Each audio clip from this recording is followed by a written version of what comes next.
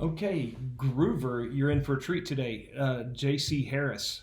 I had a recording of J.C. that was terrible, and I found an identical recording that was not. A lot less interference, a lot less. I guess it was just a better recording. So, um, for those of you who remember J.C. Harris, I do. He was a longtime mayor of Gruver. When I was the whole time I was growing up, from kindergarten to college or maybe high school, JC was our mayor over there at Gruver, and his family came to Hansford County in 1914 in a covered wagon, or he said 1914 or 15. His dad began selling Maxwell cars. Those don't even exist anymore, and didn't exist at the time of the recording in 1974. Fun fact about JC, he was the sole graduate of Gruver High School in 1930. But he was there. He watched the schools in Gruver be built. The school that we call our junior high now, that was the only building on campus when he started school there. So, what a great recording this is, and I know that everyone who knew JC is certainly going to enjoy this, and he's left quite a legacy on folks in Gruver and on the town of Gruver itself. And enjoy this, and I'm glad we found a good recording of JC. And a very good morning to all of you on this beautiful Friday morning. What is it, JC? January the 25th, I believe it's 25th, right? That's right. January 25th, 1974. JC, we like to establish that date when talking to people such as yourself, because this tape will ultimately wind up in the Hansford County Library and be used in future years to find out what some of you gentlemen did to help pioneer this country. And though you might consider yourself one of the later pioneers, you still came into this country when they didn't have quite the luxuries that we have today, and quite the prosperity either. It's nice to have you, J.C. Harris, as my guest this morning. Welcome to Spearman. Thank you. It's good to be here. As far as putting this tape in the library, that might be the downfall of the library. The library maybe will never be the same anymore, but it's a pleasure to be here. Appreciate you and the radio station and the service that you render here, George. Well, J.C., we'll never be able to render the service that you and men such as yourself have rendered to our entire area. And for those of you who don't know, I doubt if there's anyone in our audience that doesn't know or know about J.C. Harris, but you'll find this man has a beautiful sense of humor, and you're in for quite a program this morning. By the way, our sponsor today for Spearman Information, White House Lumber Company. Remember, at White House you'll find all the building needs you'll ever need, and also you'll find a wide selection of sterling 12-star indoor-outdoor paints. They're our sponsor for Spearman Information. And JC, before we go away for a commercial, let's establish this. How long ago did you come to the Hansford County area? Well, we came to this vicinity in the 1914, 1915. We started traveling up here in a covered wagon a few years before we moved to this area, but it was somewhere in that vicinity, 1914, 1915. We'll be back to talk with J.C. about that move into Hansford County and what has happened since then. Let's find out, first of all, what's new at White House Lumber Company. J.C. Harris is with us this morning on Spearman Information. J.C., we've already established that you came to the Hansford County area by covered wagon back between 1914 and 1915. Where from? I was born in Amarillo, and we migrated from Amarillo to Hansford County. And about how old were you when you made the trip? When I first came to Hansford County, I was about 3 years old, and I expect I was about 4 when we finally moved here. My grandparents first lived in this area, and we came to visit them a number of times. And some of those visits kind of got to be prolonged, longer and longer. So finally, the last visit, we just come and stayed. Made that last visit a permanent Right. one. Well, J.C., you were a very young boy at that time, but do you remember anything at all about the trip to Hansford County by wagon? Yes, there's a few instances that I do recall very vividly, even at that real young age. We came out in this covered wagon, and my dad had prepared a stove that would furnish a little heat in this covered wagon. It had the stovepipe running out through the top, and as I'd play around in this covered wagon in this area where it was warm, I found the poker that they used to stir up this fire with, and I dropped this poker out through the back of the wagon. And the results of that I remember very vividly. You got a real impression from that, didn't you, J.C.? More than one impression. Okay. How long did it take you to travel from Amarillo to the Hansford County area? Normally, I believe about 3 days, and that's depending on how the Canadian River was. We had to ford the Canadian River, as I recall, referring to it somewhere in the area of Plemons. And sometimes when this river, the Canadian River, was up, we'd have to wait till the water receded before we could make our journey. But normally, it took us about 3 days from Amarillo to Hansford County. J.C., in traveling today from here to Amarillo or Amarillo up here, I've noticed that the Canadian breaks, which is what they're called, and justifiably so because it's pretty well broken up down through that area, they're pretty hard or pretty craggy areas. How in the world did you wind your way around through those areas back during the wagon days? Well, of course, that was the thing I didn't have to worry about at that time. All I worried about was just not putting the poker out at the back end of the wagon. And More than once. Yeah. I really don't recall how the roads were or anything about the roads. Just a little bit too small, George. Let's establish how big a family you had, how big a family you were in when you moved up here. Well, it's just me. You were the only child? Yes. Okay. We're kind of a one-horse outfit. It was only, I'm the only one in my family, and we only have one in our family. Is that a boy or girl? Boy. And what's his name? Billy Bob. Billy Bob Harris. Well, and he'll carry on the Harris name. Does he live in Hansford County? No, he lives in Dallas. He's a stockbroker in Dallas, and he's gotten acquainted with some of the boys that kind of makes a name for themselves in this area, like the Dallas Cowboys. He's pretty well acquainted with some of the Dallas Cowboys and some of the rodeo people like Larry Mahan. And is he able to come up with tickets every now and then to a football game or a rodeo? Yeah, we can pretty well manage for those tickets. All right. That's, you make the trek to Dallas occasionally. Occasionally, yes. Okay, J.C., when your father came to Hansford County, where did he settle? Where did he set up his home? I really don't know exactly where the area was, but it's not very far from the present town of Spearman. I do recall that the schoolhouse was named McCoo Schoolhouse, and I think that it's only a few miles somewhere south and possibly east, maybe 2 or 3 or 4 miles now from the present town of Spearman. Now, do you have any idea whether the old schoolhouse is still standing? I don't think it is. Okay.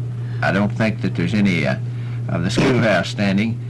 Possibly there's some of the landmarks that are still in that area, but I'm just not aware whether it is or not. J.C., you're a pretty good farmer in this area, and we want to talk about that a little later on, but your dad didn't come up here originally to farm, did he? No, I really don't think he did, because I guess he and Jack Benny were partners at the time, because my dad was selling Maxwell cars, and that's really what brought us up to this area. He would come up and try to sell some of those Maxwell cars, and did sell some of them. I can recall a few of the old-time families here who I can remember him saying that had bought Maxwell cars from him at that time. Who were some of these people that bought cars from your dad? By the way, anybody trying to buy a Maxwell car today is in trouble. They just don't have them anymore. I'd certainly like to have one of them. I wish that I had just one that he had sold at that time. But I remember that there was a family here by the name of Hughes that he sold a car to, and I believe the Blodgetts. And I know he sold one to the Hazelwood family, and a number of others, but that's some that I recall right off that he had sold cars to. And it wasn't only the job of selling cars. that took up some of his time. It was teaching some of those people to drive them. Yeah, and this leads us into a story that I want you to tell our audience about that you told me before our program went on the air. You told me about a man that bought a car from your dad and had quite an experience with it. Why don't you relate that story to our audience?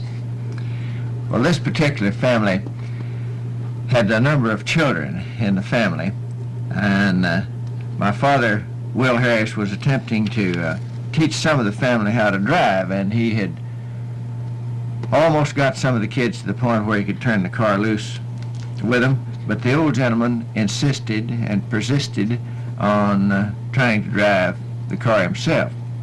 He had driven a horse and buggy and a wagon and team so long that he would consistently drive this car up to one of the wire gates, and he would rear back on the steering wheel and holler, "Whoa, whoa," and most of the time he'd go right on through the gate.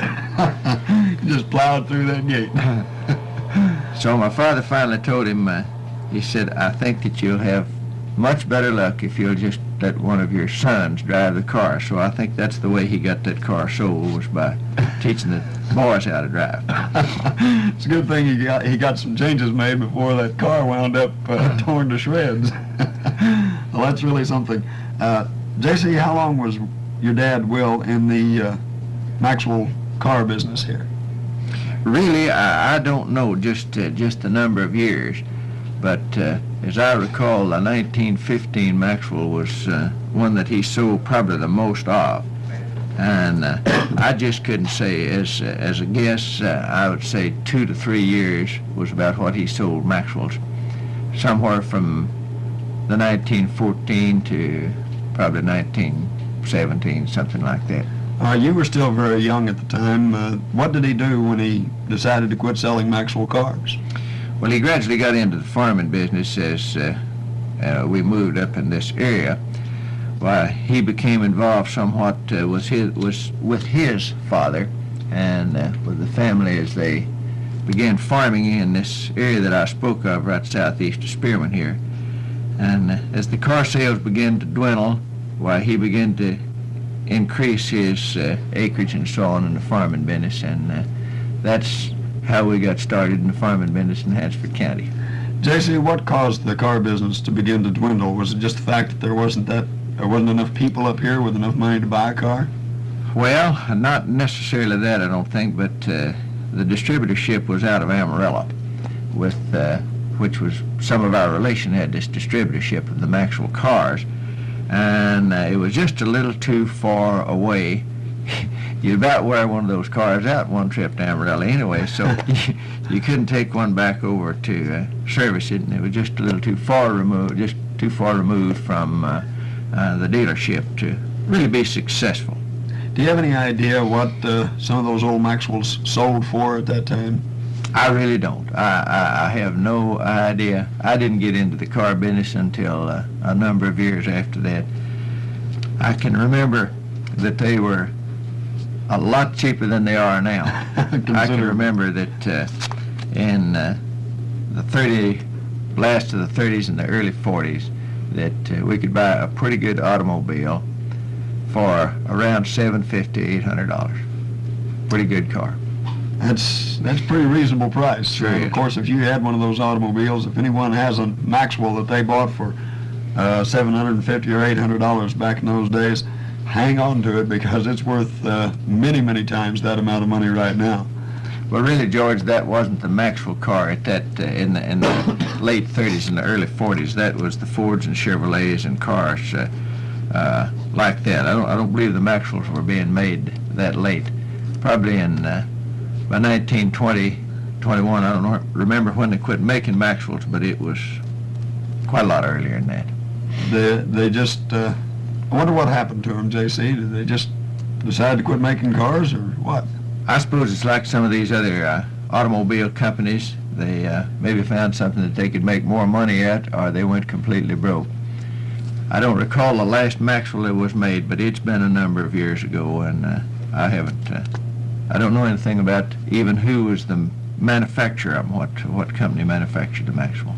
J.C., I've only known you for a couple of years, in fact 3 years. I met you the first time when you were the master of ceremonies, I believe, for a Chamber of Commerce banquet here in Spearman.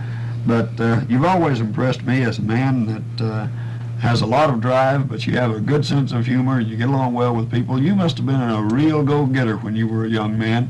Let's talk a little bit about the growing up days of J.C. Harris. How much trouble did you get into? George, you've got the wrong impression. But I always enjoyed living. I do have a lot of fun living. And, I guess I got into some, real minor things. I've always made the statement that all the watermelons that I have ever taken, that if I ever found the owner, that I'd be glad to pay him for them. So there's been a few times that I maybe have taken a few watermelons that if I thought they was ripe, but as far as maybe I shouldn't relate some of the things that I've been into. It might take too long. Might get us both in trouble too, Tracy. Right. Let's talk a little bit though about your growing up years in Hansford County. What were they like? What were some of the things you did, say, for relaxation or pleasure, or just to have fun doing? Well, first I started school in about 1918. We moved near where the town of Gruver is now. In fact, north and west of the town of Gruver. Lived in a dugout for a while, even in that area. And I started school at what was then called, or what was still now called, but what was then Grand Plains School. I started Grand Plains School with 3 other kiddos, all of us in the first grade, and I imagine you know some of those. 2 of them was the Walter Wilmuth girls, and 1 of them was Randolph McClellan. So we went to school at Grand Plains for a number of years. Then we moved to what we call now our home place, and it was a little closer to Lakeside Schoolhouse. And when Bill McClellan, who is a brother to most of the McClellan boys, started teaching there, I went a year or 2 to Lakeside School, and also to Mrs. Coy Holt taught there. Then back to Grand Plains for a few more years, and I even went to school in Spearman one year, George, in 19 and 28 and 29. Had some... You made the rounds, didn't you? Sure did. And have some very vivid memories of the school days when I was in Spearman. Then I went back to Gruver and graduated from Gruver in 1930. That happened to be the first and the only graduate that year of Gruver High School. I'm sure glad you pointed this out, and I do want to elaborate on it a little bit. J.C. Harris was the first student to graduate from Gruver High School, and in your graduating class there was 1 graduate, J.C. Harris. You were the only senior that graduated from Gruver High School in that year, and that was the first year that they graduated any students. I want you to know that I was the smartest one in the class that year. I was president of that class. We sure did get along good. No class trouble whatsoever. You and the teacher didn't have any problems at all, did you? J.C., that's really quite a distinction, and I don't know if you've ever been honored for that or not, or recognized for that or not, but let's hope that someday the Gruver school system will dig back into its archives and see J.C. Harris's name there as the first graduating student and the only one that year, and recognize you for it. I think that's, of course, you didn't plan it that way, and you didn't work toward that goal, but still, it's pretty single accomplishment for anybody. There were 3 other students that started that year as seniors, but the other 3 didn't make it through. I don't know how come me too. Well, you probably worked a little harder. Fooled the teacher a little more or something. Okay. Ms. Ralph Bort was one of the teachers. Is Mrs. Bort still living? She surely is. We had supper with them last night, and Ms. Bort is a lovely lady, and I'm going to try and talk with Mrs. Bort if I can get her to consent to be on our program one of these days. I'd like to find out just how tough you were to handle and some of the other students that she had taught in those early years. Who was, do you recall who the principal of the school was at that time? Any other time than right now I could, Hawkins, Prof. Hawkins. Was he the kind of a principal that also left a vivid impression on you? Well, he almost did. The year that I was senior, we had classes in the old school buildings that had been moved in, but we did have the graduation exercises in the new school building there that was just being completed that spring. Let's establish again what year that was, J.C., that you graduated from Gruver High. 1930. 19 and 30. Has the school changed a lot since then? Let's put it that way. Thank goodness it sure has. More ways than one. But Well, I know that all of the people of Gruver, and you especially, are very proud of your school system over there. And I've talked with your superintendent, Jack Weldon, many times, and he is extremely proud of the system. In fact, you're building onto the school over there right now, aren't you? right. Building, I believe it's a gymnasium and be used gymnasium, cafeteria, and it's a very fine facility. And when it's completed and ready to put into use, I'm going to take Jack up on an invitation to come over and take a cook's tour, literally speaking. Well, that'd sure be nice. Oh, just try to get there at mealtime because it's pretty nice. We have toured the building even before it was complete. Well, it isn't complete yet, but it's going to be real nice and it looks like it will be adequate for the needs there. I think that the school board, the school administrators, and all of the people of the Gruver community are to be highly commended for their efforts in building such a fine school complex over there. It's really nice. And I know, too, that the county has built a new show barn over there, county show barn. It's located on what was part of the school grounds. The school has given this ground to the county for building this barn, and that's going to be a very fine asset to the school system. Of course, it'll be a fine asset to the whole county, but it's located right there where the school can really use it. Yes, I think that'll really be nice. There's one in Spearman and one in Gruver, and I think those buildings will be used to good advantage, and they'll serve a purpose that has been needed. So, J.C., we've kind of gotten away from our subject matter at hand, so let's drift back a little bit to what the early days were like. You and I were talking before we went on the air about the Dust Bowl days, and we keep pointing this out because possibly people 20 and 30 years from now may hear this tape and wonder, well, what in the world are they talking about Dust Bowl days? It's hard to pin down any one year. There was one real bad storm in the mid-30s. How did these dust storms come around? What were they like? George, it's really not even pleasant to recall some of those times. Almost in all the 30s, those who have never experienced one of those dust storms, I don't believe you have any conception of really how bad that it can get. What I was telling you before we went on the air was of this particular Sunday afternoon. I was running a service station in Gruver at the time, and it was a beautiful day, just as pretty a day as you'd want. We could see this wall of dirt coming in from the north, and it must have been from a long ways north because it had gathered up a lot of dirt, and it was coming at a terrific speed. When this dust storm rolled in, I was in a small brick building with lots of windows, and really I could not determine where the brick wall was and where the windows were. It was so dark that you could not see your hand anywhere in front of you. Switched on the lights, and the lights were just red. The inside of the building was so full of dirt that I don't see how people could breathe. I don't believe anybody can hardly tell you how bad that really was. You just think they're not telling the truth, but it was terrible. And the people who stuck that out's pretty tough. The farmers found out ways to stop the Dust Bowl, to stop these devastating dust storms, simply by just getting out there and doing it, didn't they? Yes, we had got to farming this land. We had a number of years that had been good from the moisture standpoint, and we'd scratch this ground and plant the wheat, as well as the people in Nebraska and the Dakotas and on up.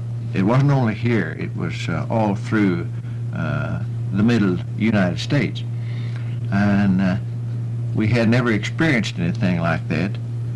But that made such a lasting impression. That will never, I don't believe, never be as bad again as it was then, because people have learned a lot.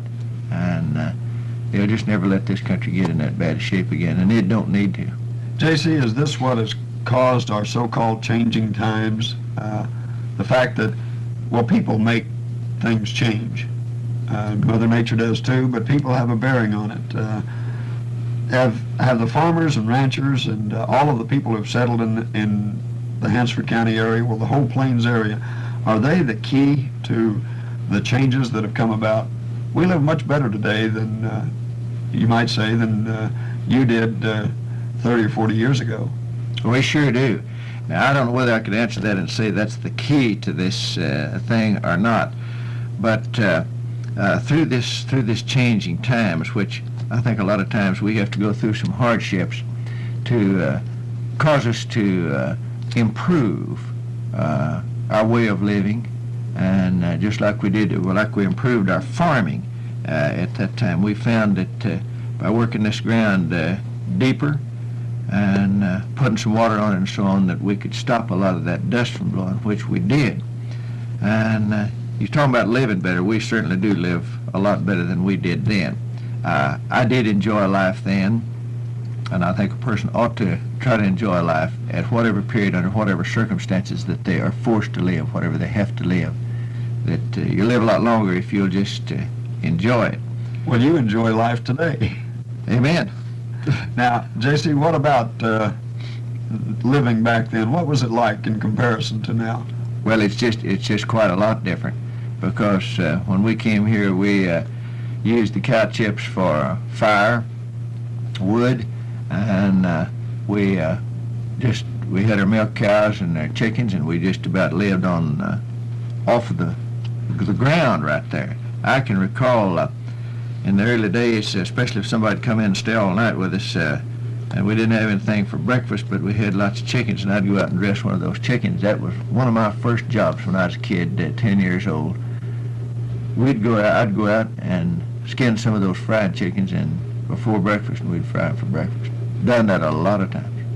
So you did, as you say, live off the land. Sure did.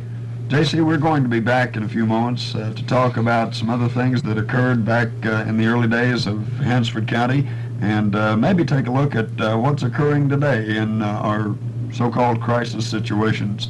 But right now, let's pause for this word from White House Lumber Company. We're listening to the commercial for White House Lumber Company. Dwayne Smith, who is a lover of history and quite a historian himself, came in and told us that J.C., in reference to that dust storm, that big one in the mid-30s, that scientists estimate that wall of dust was something like 1,000 feet high, and that it blew in from Colorado. I had no idea that it was that big a storm, and it's still hard to visualize.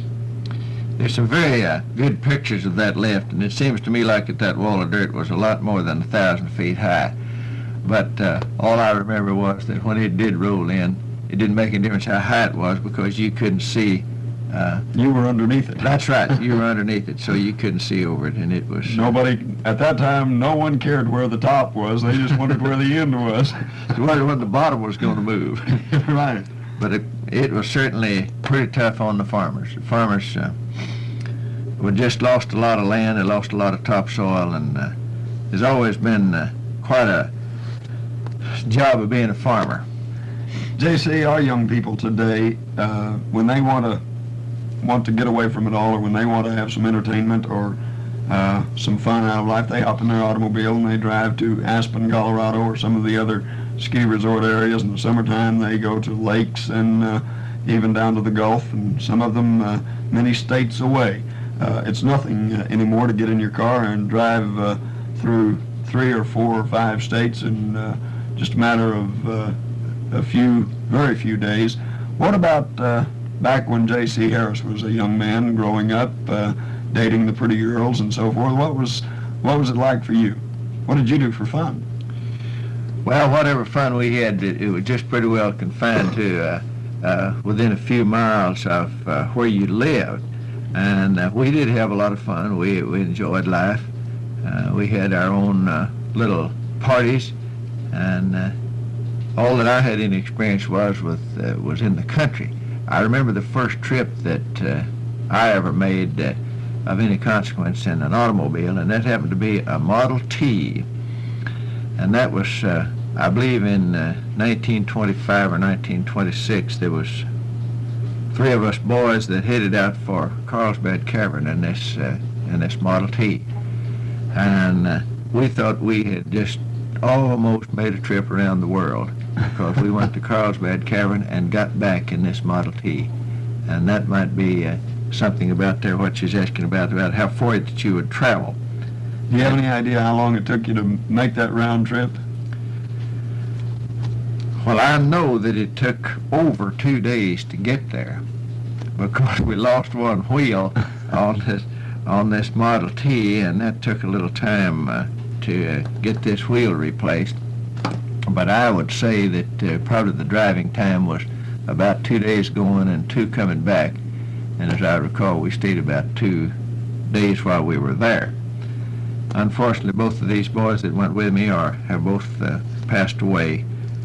But Who were they, J.C.? Do you remember? Yes, one of the boys was named Weldon Stewart, who was at the time a brother-in-law to Clinton Wilson, and some of his relatives live here in Spearman, or some of her relatives rather do.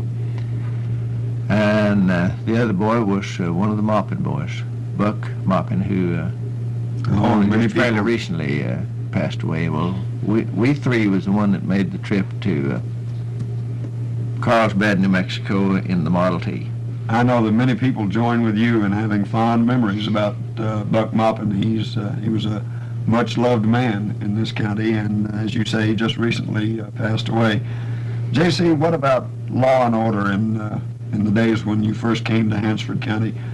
Today we've got some of the finest law enforcement a person could ask for, and some of the most dedicated, and they have all of the assistance that they could at this particular time that they can use.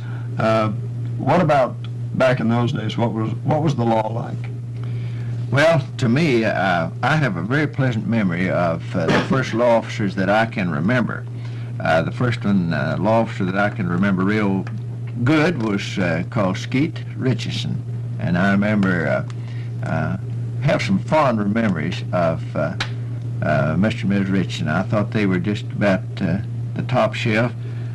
And was Skeet a sheriff here? Yes, or, sir. He was Hansford County Sheriff? Yes, sir.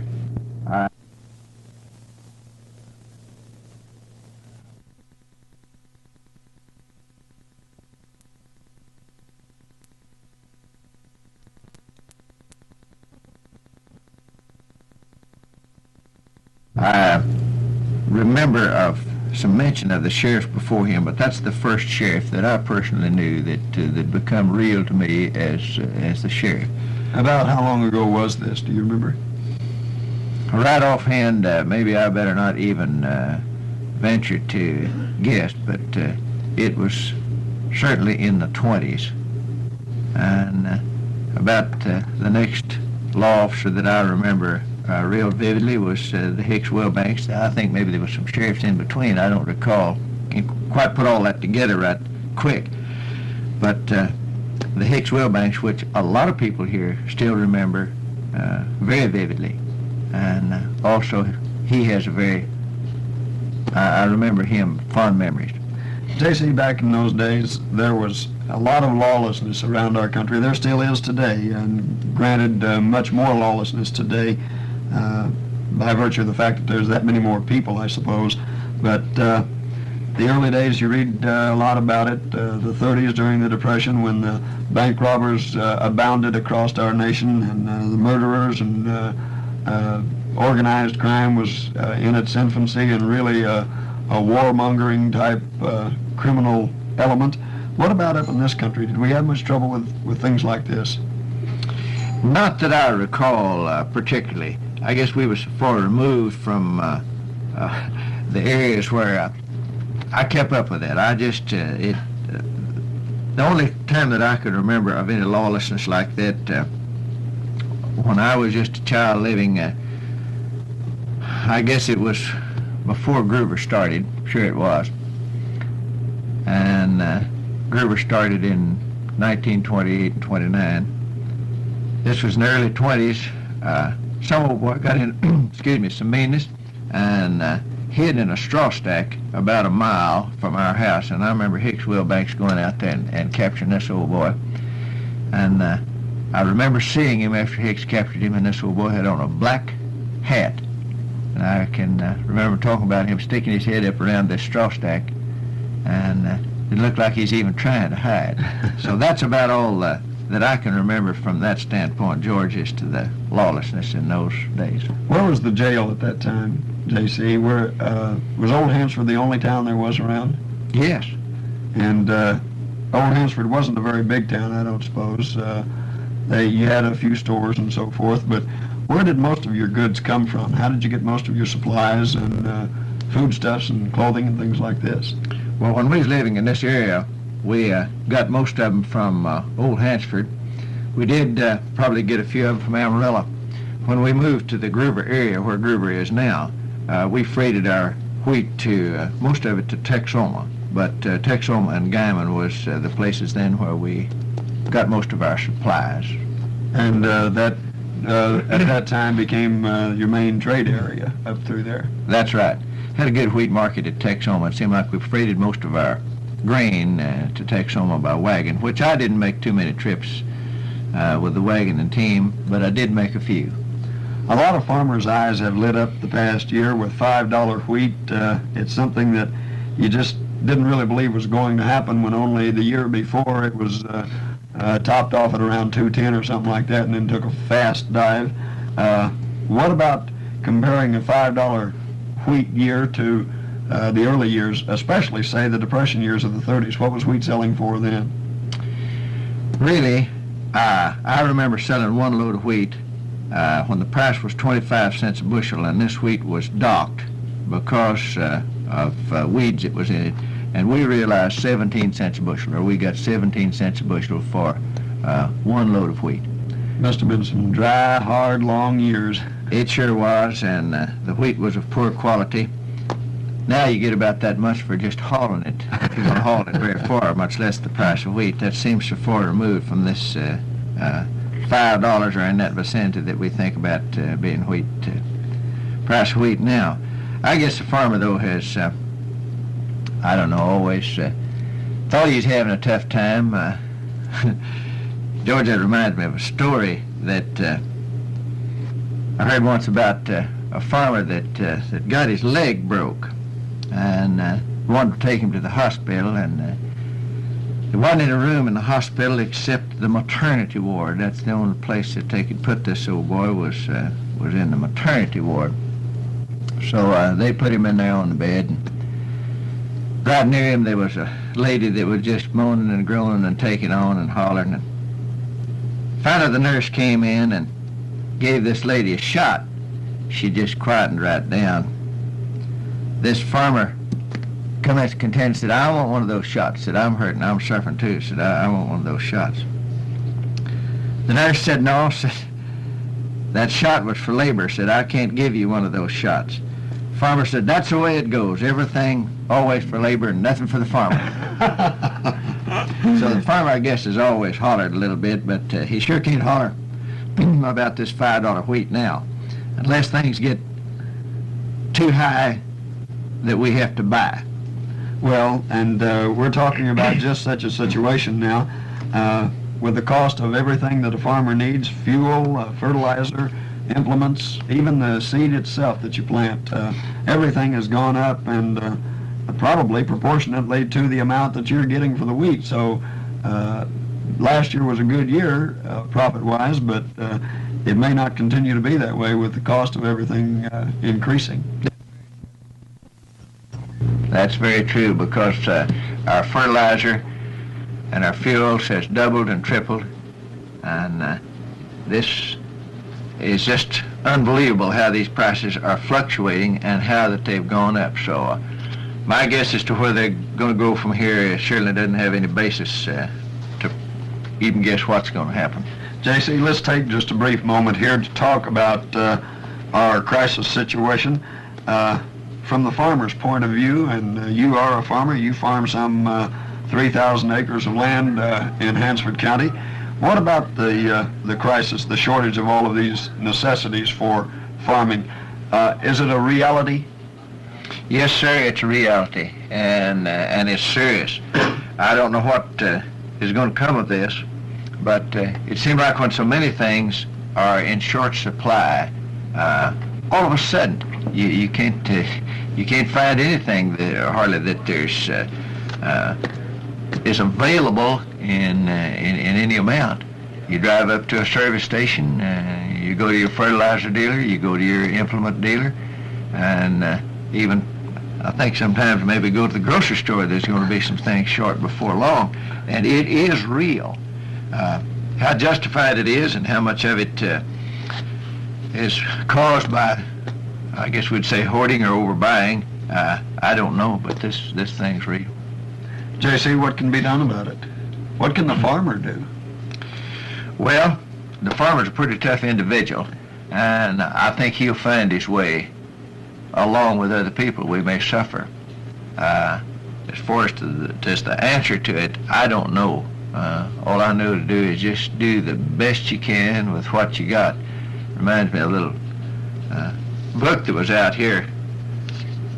I saw the title, Stir What You Got. So whatever they got, and I guess the farmer's just going to have to stir what he's got, and what he's got to get along with. I've been doing that for a long time on my machinery. The machinery doesn't bother me much because I farm with what other people throw away anyway. So, well, J.C., I know that you're a man that appreciates what you have and appreciates what God has given you, and more especially probably the good earth and what it has brought to J.C. Harris and his family. And I know that you reflect back on the early days of Hansford County as being those of fun days, of days that you can recall with a great amount of nostalgia and fond memories.